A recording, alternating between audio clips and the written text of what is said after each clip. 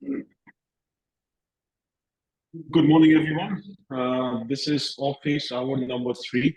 Uh, First of all, thanks everyone for the great feedback that you have sent our way. And I see a lot more people starting to attend. We've received a lot of feedback by emails and calls for topics to cover. There are certain topics we will cover during these sessions, but there are certain topics related to competitors and others that we would rather cover with you and your team one-on-one. So we'll be sending out questionnaires and information about it real soon. There was another thing that I was discussing with the team is the possibility of us doing live audit sessions with you guys so that we can help you audit your client's websites uh, along with the GVP profiles and your local search efforts. That way we can help you come up with a strategy or a template that you can apply to the rest of your customers. That said, let's jump right into it, okay? Industry updates. So I was reading through this study a while ago that was done by Joanne from Sterling Sky sometime last year, where they were trying to see if there is a correlation between review recency and their ranking. Looks like it still works. We ran a few tests ourselves to see uh, if you acquire reviews on a consistent basis, uh, do they impact the ranking and visibility in local searches? So that seems to be working. We will be running more tests over the next few weeks to verify the outcome and share the reports with you guys internally. And before that, there were several studies made where uh, where it was noticed that customers usually tend to ignore reviews that are more than 3 months old. Uh, so you might have a great review that was like 6 months old or a year old, and does not make your good business good or bad. But customers tend to filter through and find out the latest reviews to understand the current experience of your new customers before they decide to do a business with you, sorry. So it's a good idea, I think, to get a few reviews on a regular basis, especially when you're still on the top of your customer's mind, uh, when they are still fresh, rather than sending out a review request like 2 weeks or a month later asking them for a review. I think that should be something that you factor in when you are talking to your customers, especially agencies who are handling other businesses. Maybe create a process for them to send over a spreadsheet or a CSV file, or create a section in your Google Drive document or your AWS bucket for them to drop in a file every few days that you can use to upload to the Synup dashboard and send out solicitation requests.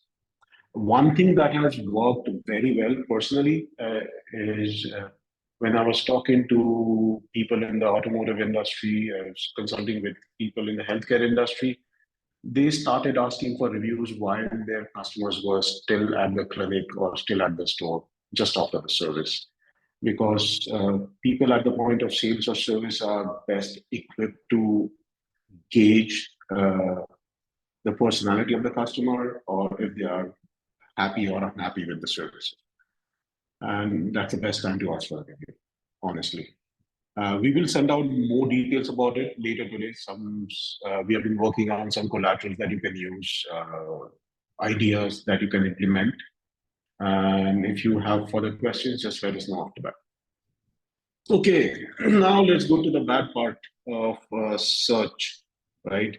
We all know there were tremendous amount of evil in local searches, especially due to the helpful content update and the core algorithm updates that are still ongoing.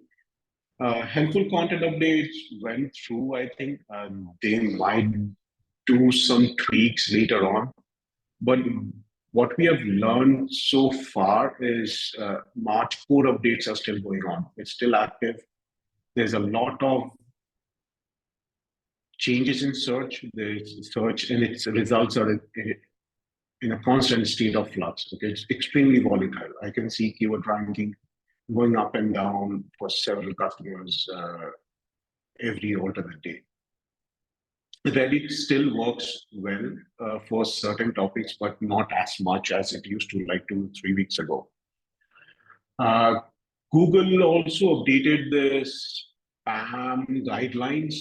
We will be sharing the link uh, after this call.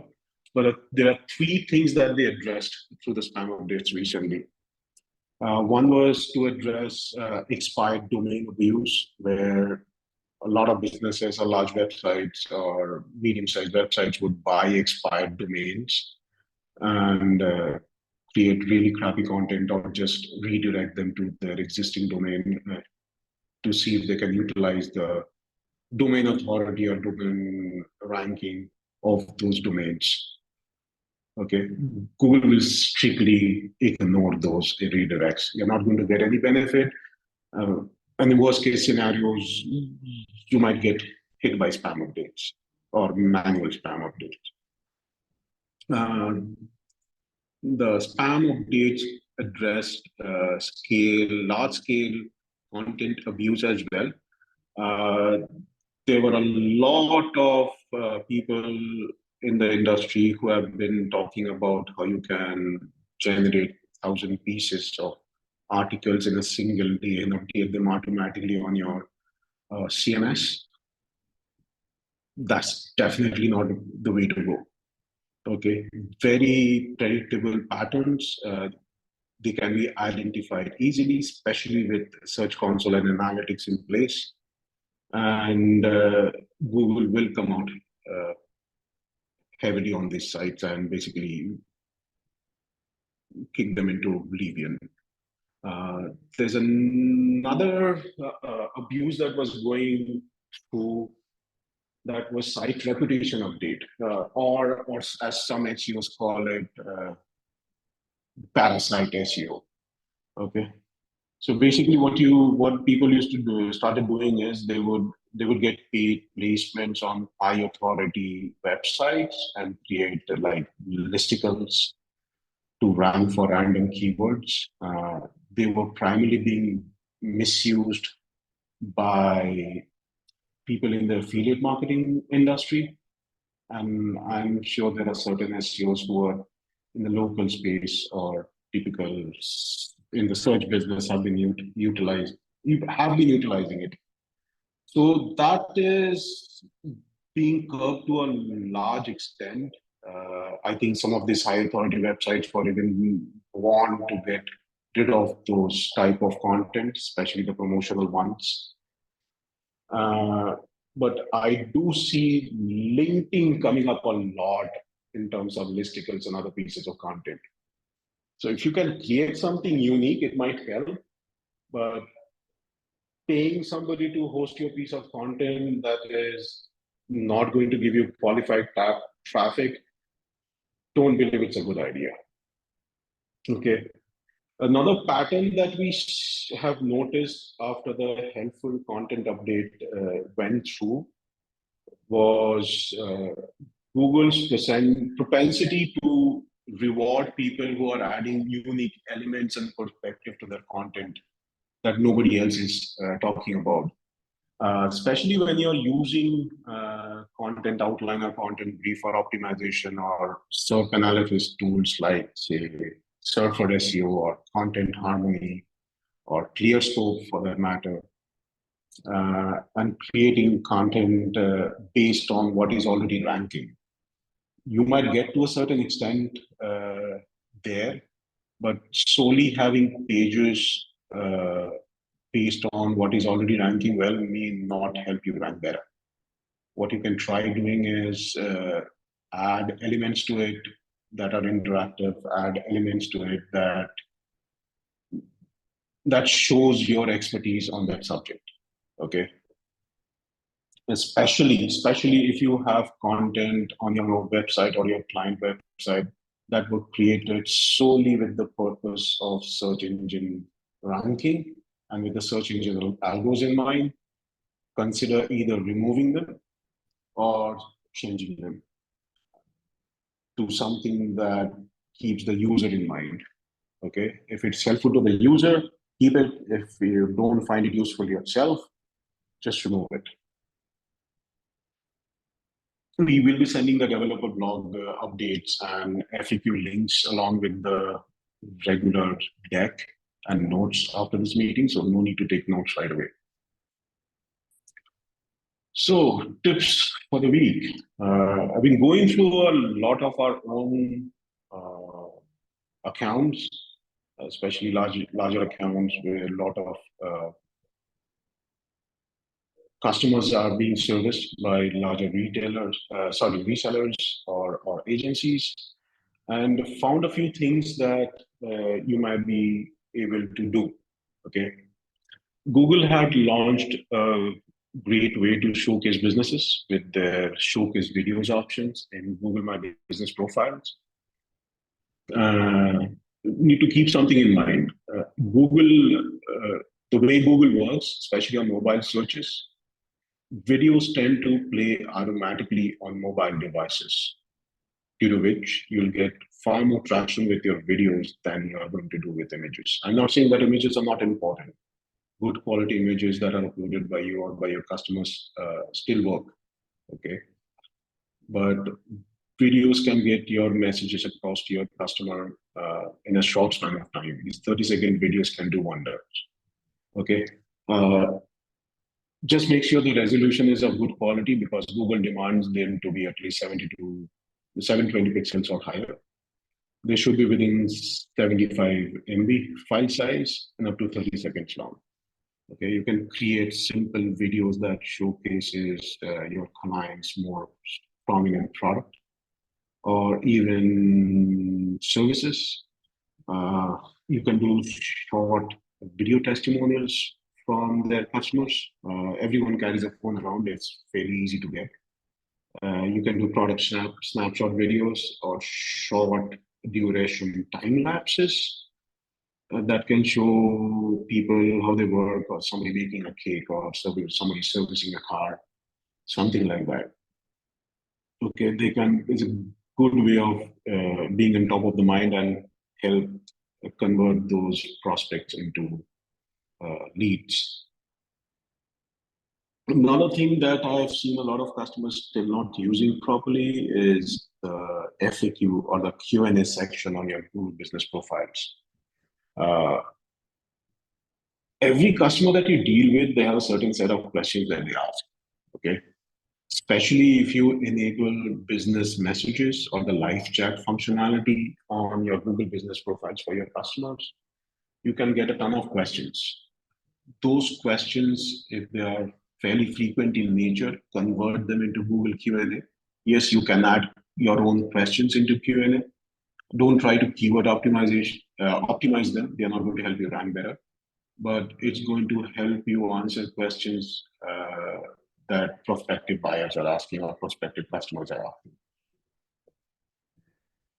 Okay, you can make a list of them, not just add them to your Google business profile, or create a dedicated section on your client's website or your own website to add them.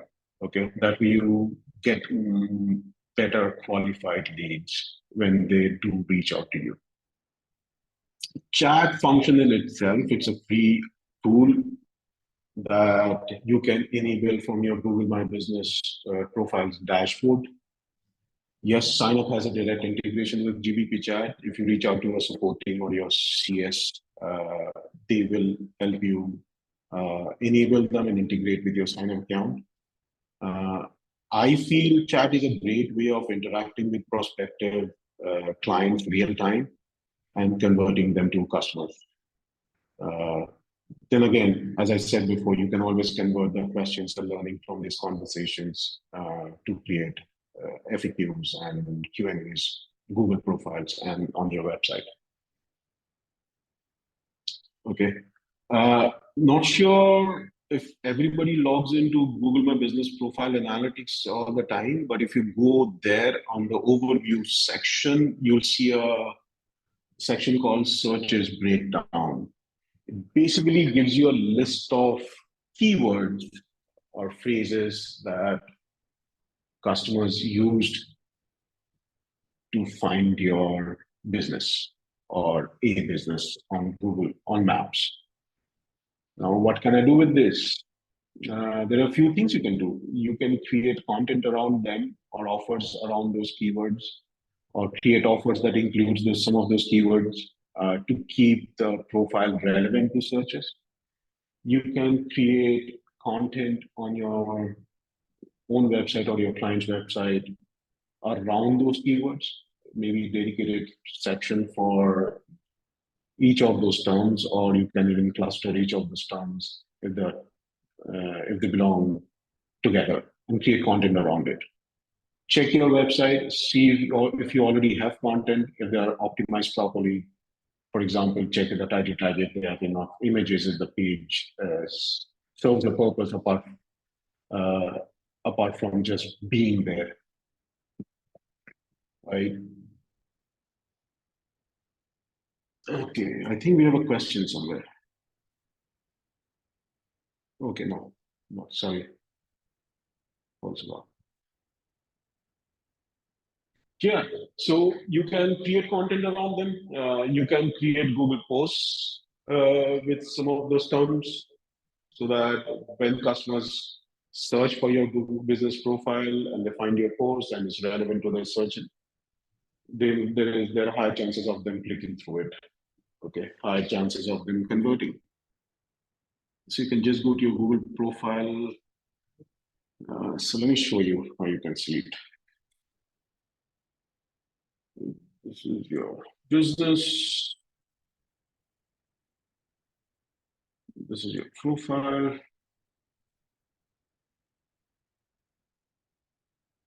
Go to performance.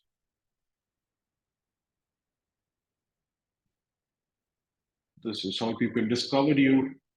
And on the right-hand side, here we have the searches breakdown. Keywords people are using to search for the business and find the business. Okay. But along with it, I will suggest that make sure those keywords are actually added to your rank tracking tool. That way, if you do create content around it and you do rank well in organic as well as local searches, there will be a proof for you, way for you to prove that it was due to your efforts. Okay, you can use that in your reporting, extract the data and share it with your customers, or see if it's impacting anyway. Okay, that said, tools for the week. So we all know Canva. So Canva has been around for quite some time. We all love the tool. There are a few things that you can do with Canva that is not easily possible for other tools. For example, as I was talking about creating videos, custom or showcase videos for GBP profiles, you can easily go to Canva and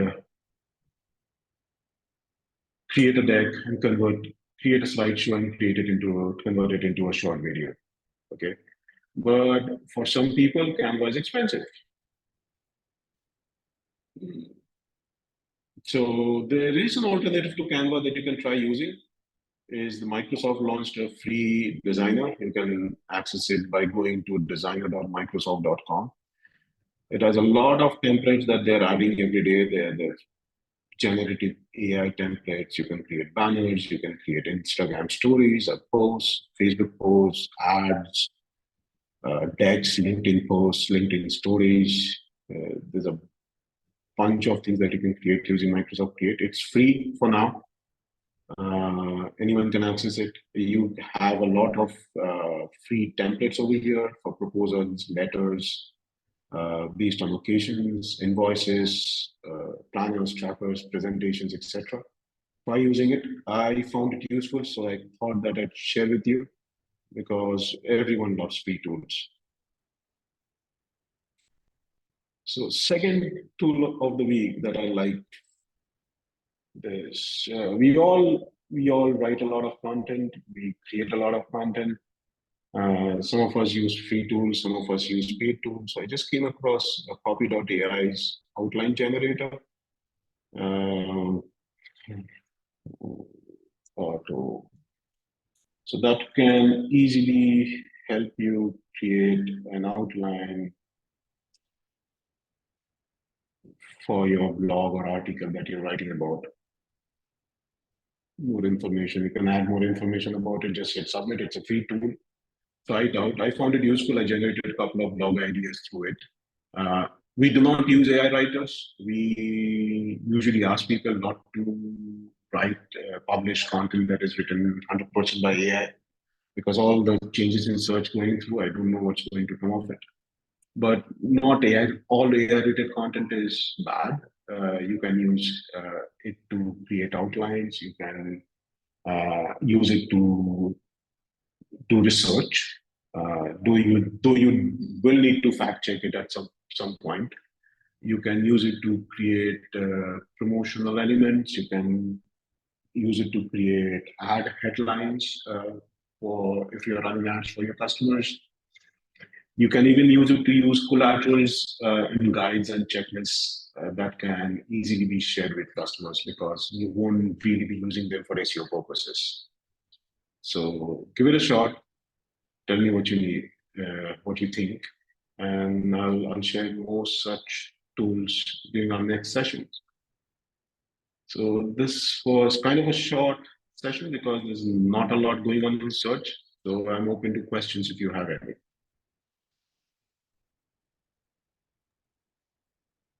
You can send over the questions on the chat directly to me. Okay. One of the questions is, can we manage Google Business Messages on Synup? I think this has already been addressed. Yes, we have the functionality. All you have to do is just reach out to your Synup CS support team, and we'll turn it on for you or your client. Yeah, there's a short setup process. It takes a bit of time, but once implemented, it can work wonders for you.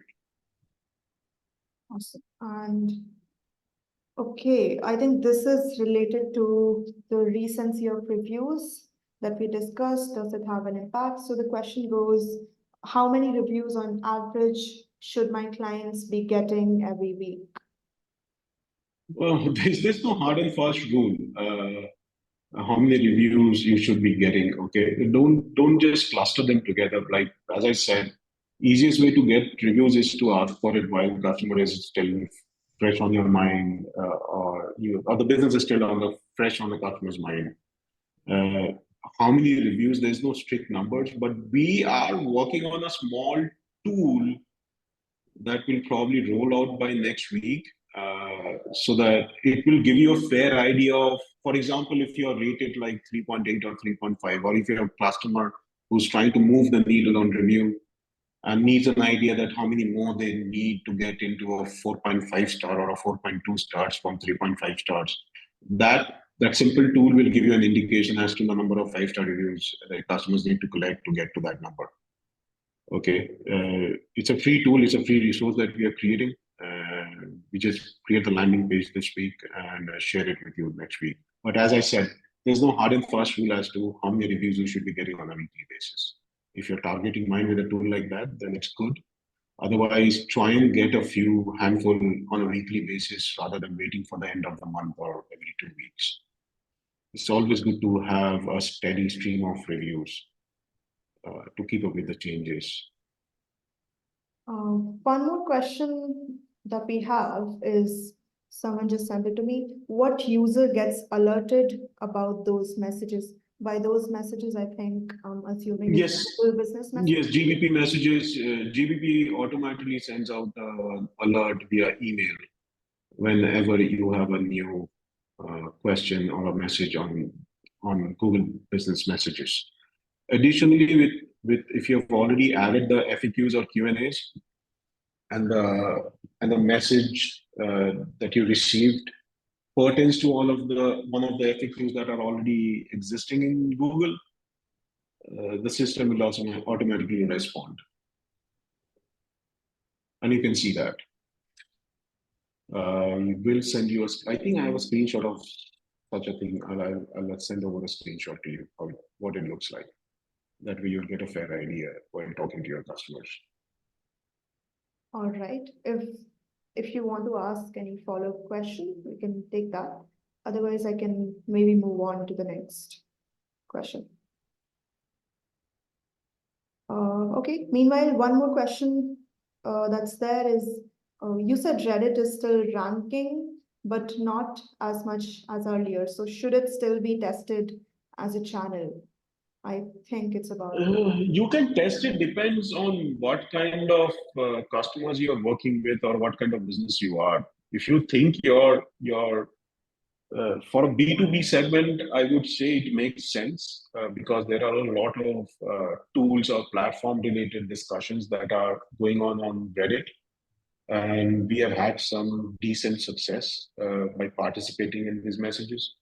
But it all depends on your core clients.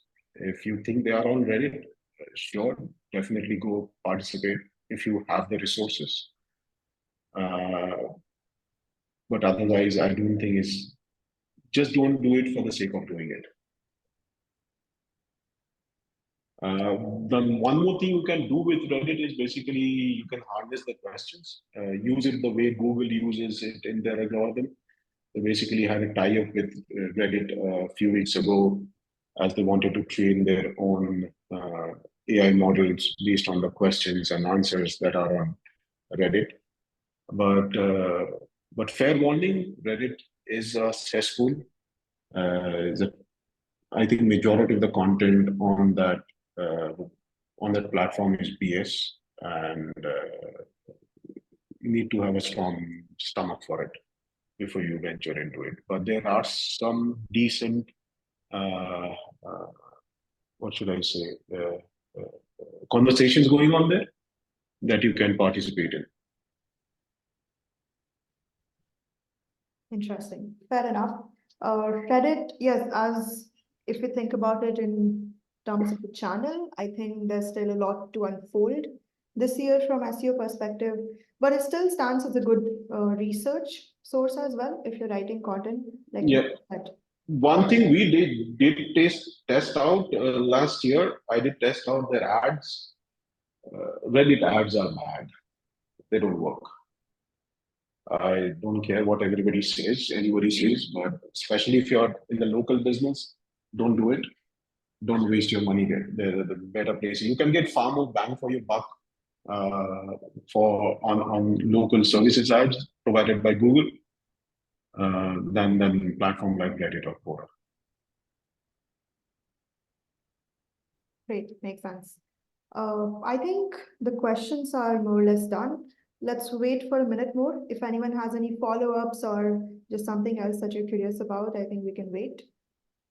Yeah, as I mentioned at the beginning of the call, if you're an agency and you would like us to do a live audit session with you, you can record it if you want, but we won't be sharing the video everywhere else. It will be a private conversation. That can help you come up with your own checklist and processes. I'm more than willing to do that. So drop me a message or send an email to your success team member, and we'll schedule some time with you and your team. Yeah, we'll set out some separate communication for this as well, so that you don't miss out on it. And anyway, like we discussed, everything that we have talked about today here will be sent to you, all the notes. You don't have to take any notes around here, and the recording will be available as well. I think we don't have any more questions. Thank you, Neil. Got to learn a lot today. So I think we can wrap up. Thanks, everyone. Really appreciate you guys showing up week after week. Have a lovely rest of the week. Bye-bye. Yeah, thank you.